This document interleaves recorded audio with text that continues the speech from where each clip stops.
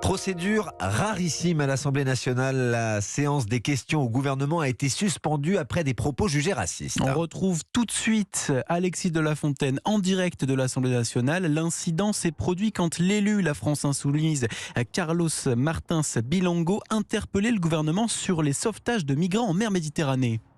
Oui, Carlos Martins Bilongo prononce à peine le début de sa question sur les bateaux de SOS Méditerranée qu'une phrase fuse de l'autre côté de l'Assemblée qu'il retourne en Afrique, des propos confirmés par le compte-rendu de la séance. Alors immédiatement, toute la NUP se lève pour protester contre le député Rassemblement National Grégoire de Fournas à l'origine de cette déclaration. Sur les bancs des ministres, c'est la sidération. Après quelques minutes de concertation, Yaël Braun-Pivet, la présidente de l'Assemblée, finit par suspendre la séance. Alexis, vous êtes en direct de l'Assemblée nationale. Restez avec nous, écoutons ensemble l'extrait de cette séquence. Les prévisions météo indiquent une détérioration significative du climat. Pas du tout. C'est violence. Voilà, qu'il retourne en Afrique au pluriel ou au singulier, la phrase prête à interprétation. L'élu Rassemblement National Grégoire de Fournas s'en est défendu en sortie de séance.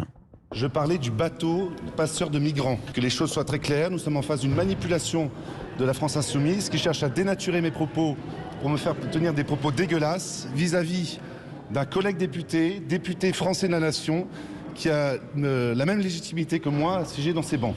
Ouais, pour les autres partis, une seule certitude, c'est une interpellation raciste, Alexis de La Fontaine.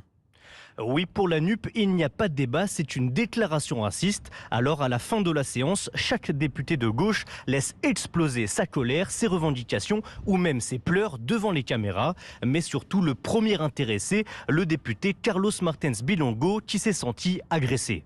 Je suis né en France, je suis député français et je ne pensais pas aujourd'hui qu'à l'Assemblée nationale, j'allais me faire insulter. On m'a insulté moi et toutes les personnes qui sont en France qui ont cette couleur de peau. Et c'est tellement triste et on voit la vraie face du Rassemblement national. C'est honteux, c'est complètement honteux d'être envoyé à sa couleur de peau aujourd'hui. Et l'émotion se ressent dans les rangs de la Macronie. Pour preuve un fait rarissime, Elisabeth Borne, la première ministre, sort devant les caméras pour faire part de sa colère. Au nom du gouvernement, je tiens à le dire, le racisme n'a pas sa place dans notre démocratie. Le bureau de l'Assemblée se réunira et naturellement on devra prendre les sanctions qui s'imposent. Ce n'est pas moi qui prends les sanctions, c'est le bureau de l'Assemblée nationale, mais je pense que la gravité mérite des sanctions exemplaires.